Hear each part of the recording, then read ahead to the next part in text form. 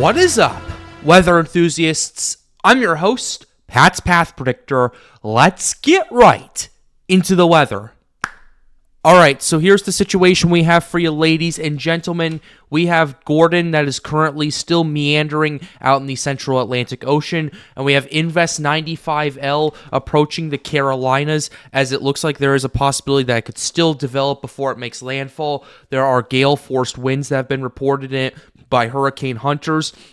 But because the reason it's not been designated a tropical storm or anything like that is because even though there is a closed low, it is not detached from a frontal boundary that is quite yet. So technically, it is not tropical. It's still technically a mid-latitude cyclone. But the second it detaches from that front, it's going to end up being tropical in nature and ultimately get named very quickly, and that might be our H-named storm, which means the I-named storm may be coming up pretty soon, and the I-named storm is always, at least in the case, very historical in terms, going to be a very destructive system. We saw that with Ida in 2021, we saw that with Isaias in 2020, we saw that with Irma in 2017. We saw that with Ian in 2022 and Adalia in 2023. Those are just some recent examples we've seen in the last 7 to 8 years. So we're going to have to pay very close tabs to that and keep you updated on everything that is going on,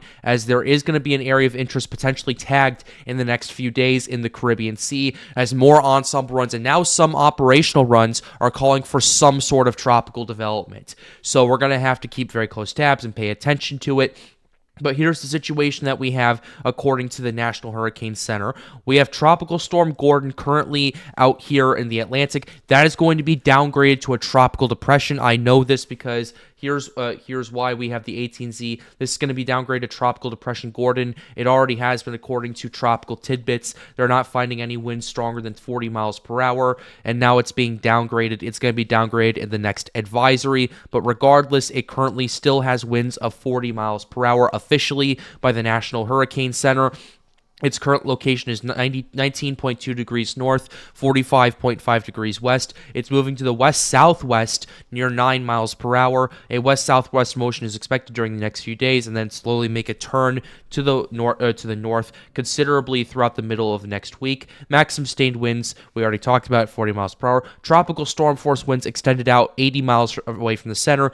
Estimated central pressure is 1,006 millibars. That pressure has risen to 1,007 as this now becomes a tropical depression. And now we can go ahead and show you a quick graphic right here. We're going to go ahead and show you the cone. It's expected to weaken to tropical depression strength as it makes that turn to the north and then starts to re-strengthen up to tropical storm strength. We can show you this with a discussion. Gets up to 40 miles per hour. Although some model runs, if this system ends up surviving, do have this getting up to hurricane strength down the road. It's a little too early to determine that right now. It's in a very stable environment. We're going to go ahead and show you that right here. Gordon has been experiencing strong westerly vertical wind shear through the past couple of days, associated with a large upper-level trough over the eastern Atlantic. The global models show this trough moving eastward away from the tropical cyclone. As a result, there may be some relaxation of the shear over the next several days, although Gordon has been disrupted so much by the shear that it could degenerate into a remnant low soon. The more conducive upper-level environment predicted by the dynamical guidance could result in some re-strengthening. This is also indicated by the least recent ship's model output. As a compromise, the official forecast shows little change in strength through the forecast period at that current point. So ultimately, it's really what we're looking at with Gordon is it is hanging by a thread out here. And Gordon will ultimately, it has a big decision to make. Will it survive, or will it die off, become a remnant low? And that's the last we will hear of Gordon. That's the big, interesting decision that it has to make right here. And there has been some convection that has started to fire off a little bit more near the center, which is pretty interesting. And that might be indicative of maybe something that might be happening down the road. If we go ahead and show you the wind shear around Gordon, the wind shear has heavily relaxed. It's really calmed down quite a lot where Gordon is at. The thing that's stopping tropical development, this thing that's stopping the system from exploding, is dry air. dry air has been killing the system for quite a while. It's been the kryptonite that's been kind of going on. It's in a very dry and very stable environment right now, so it's very fortunate that it's still holding off and holding on for a while. But ultimately, the next 48 hours are going to determine what this system does. Will it die off and become a remnant low, or will it hold up together and then start to gradually re-strengthen? We'll have to pay attention to that, and we will keep you updated on that right there. But the other two threats that we should be paying attention to are the short-term and long-term threats. The short-term threat is Invest 95L that currently has a coin flip it's a coin flip away from developing. A non-tropical low-pressure area located off along a frontal boundary a couple hundred miles off the southeastern United States coast is producing winds up to gale force north of the center. The low is forecast to move northwestward or northward over the warm waters of the Gulf Stream towards the coast of the Carolinas, and it could be a subtropical or tropical storm during the next day or so if the associated front dissipates and shower and thunderstorms become sufficiently organized. A Hurricane Hunter aircraft is currently investigating the system. We can go ahead and pull that up right now. It is currently making its rounds around at this current point. It has found a closed low. I want to make that very clear. It has found a closed low center, but the reason the system is not a tropical depression or tropical storm yet is because it's still attached to that frontal boundary. I can go ahead and show you the Weather Prediction Center surface map just to kind of show you that very quickly. We can go ahead and pull that up right here for you. We zoom in right here. As you can see on my screen right here, this is where the low pressure system is right here. As you can see, it has that closed low, that closed isobar over there, but it is still attached to a stationary boundary right there. So if it can detach from that in the next 12 to 24 hours, it will automatically be our H-named storm. I will tell you that right now. Just wanted to pull that up, and that's the reason why it's not been designated yet. But I do want to make it clear that the hurricane hunters have found a closed low, so all it needs to do is attach from the front, and then you get Tropical Storm Helen. And for even if this thing is not named, if you're tuning in from the Carolinas, you still need to take this very seriously, as this does pose a potential flood risk. Regardless of tropical or subtropical development, the low is likely to bring gusty winds, heavy rains, along with the potential for flash flooding, coastal flooding, and dangerous beach conditions to portions of the U.S. Southeast and Mid-Atlantic coast during the next couple of days. And interest in these areas should monitor the storm's progress. Once again, it is literally a coin flip away from being a tropical storm right here. Call heads or heads or tails. Calling heads. It lands in heads right there. It's literally that simple right there. So just wanted to make that clear, just to kind of give you an understanding of this probability. Because at this current point, the big thing of uncertainty is, will this detach from the frontal boundary? If it does, it's off to the races. If not, then the system becomes another forgettable footnote in the hurricane season. So that's the stuff we're paying attention to right there in terms of our short-term threat. In terms of the long-term threat, in areas in the Gulf of Mexico and Caribbean Sea, we have to pay very close attention to this area off the coast of Nicaragua, Costa Rica, and Honduras, as the Central American gyre is expected to start organizing and developing in the next couple of days. And then from then, you're going to start seeing those probabilities of development start to ramp up. You're going to start seeing the National Hurricane Center, I would say in the next 2, 3, possibly 4-ish days, tag an area of interest in this region right here, as we're starting to see steady ensemble pickup. We're starting to see steady operational run pickup, and we're starting to see more and more support for at least some sort of development happening over there. I do want to check the dry air over there as well, because if we show you that it's a very moist environment right now across the Caribbean Sea where the system's going to be going, and if this does start to organize and develop, and it does it quickly enough so it can do it just in time as it's starting to cross into the northwestern Caribbean Sea, then you're going to start seeing a scenario where you're going to have potentially the system take advantage of the low wind shear, take advantage of these extremely warm water and the insane amount of ocean heat content that's over there, and I will get to that next.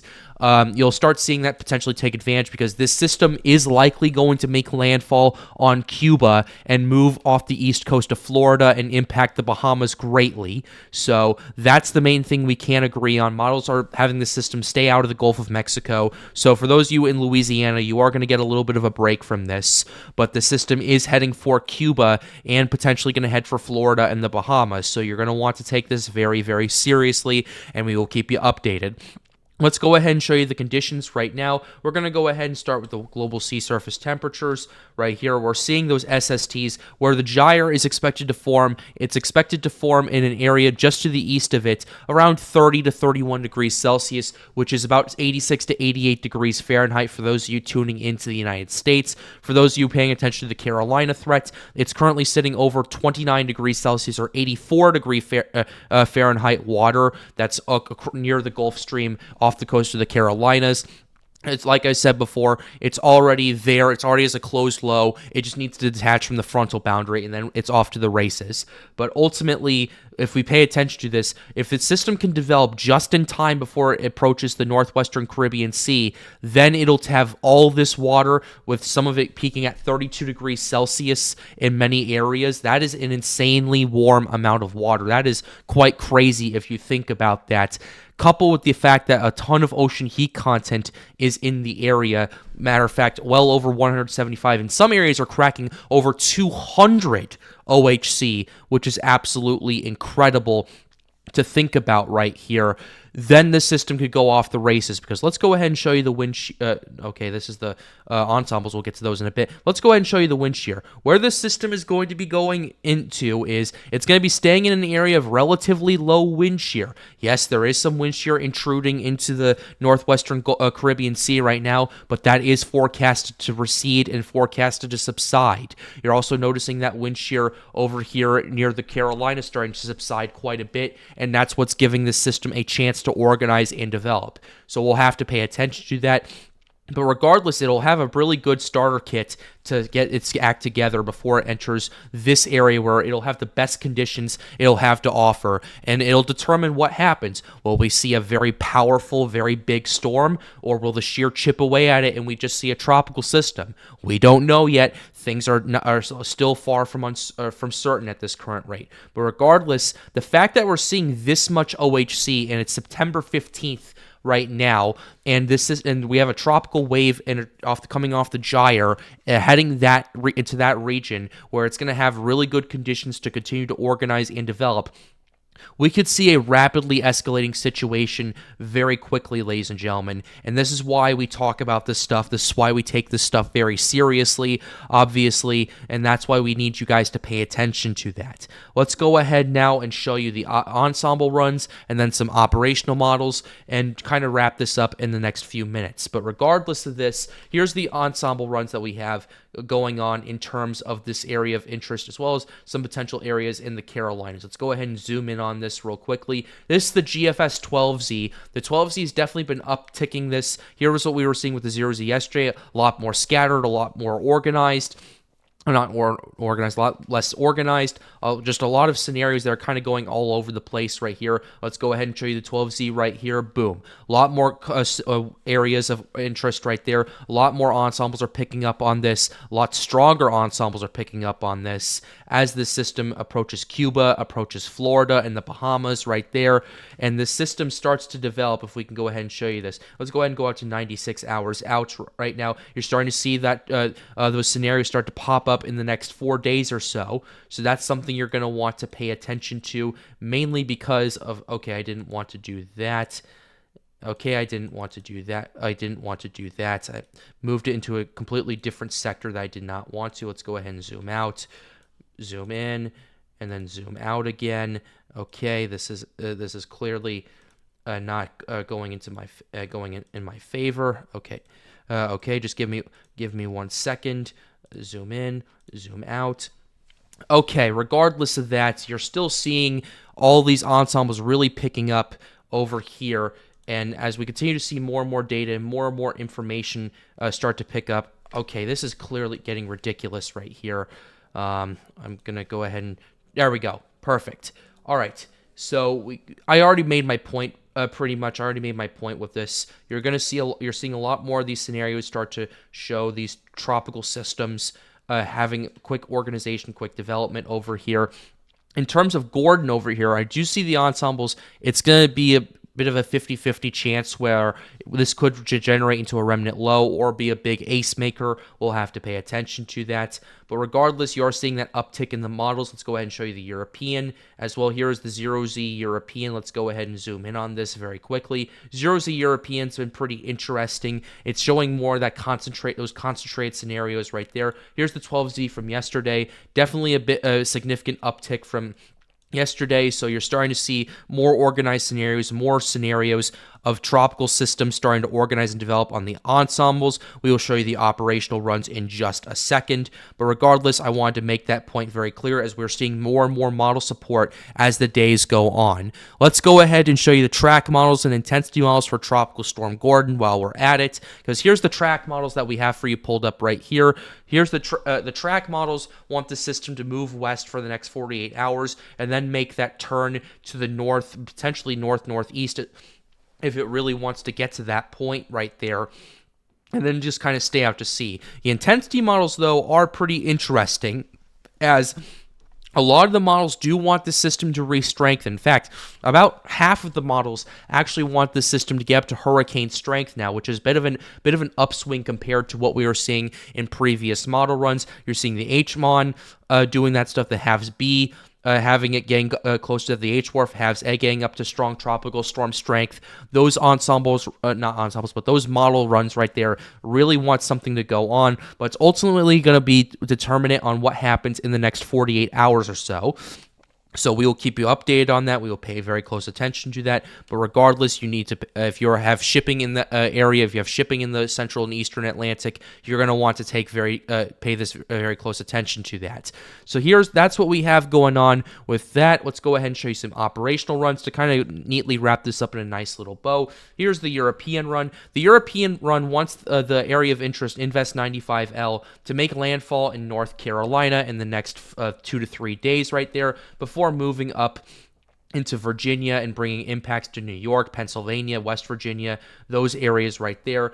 And then you have Gordon starting to get its act together out here in the Atlantic, starting to get up to potentially hurricane strength, according to the European that wants that Cat 1. And then you have this area of interest over here in the Gulf of Mexico and Caribbean Sea. The European, interestingly, does want the system to end up in the Gulf of Mexico. I do find that pretty interesting. And I do want to check the shear and the moisture forecast while we're at that. Let's go ahead and show you the wind shear, because like I said before, the wind shear is expected to subside right as those scenarios really start to pop up on the ensemble runs. You're starting to see a bit more calming in the wind shear, as this system will allow for more for organization and development as things start to really ramp up and things start to escalate. Moisture forecast, we can go ahead and show you that there's plenty of moisture for the system to kind of use up. There is a little bit of dry air that's going to be intruding from in the central Caribbean Sea, but there's going to be a huge moisture infusion thanks to the gyre that's going to give the system a pretty good kick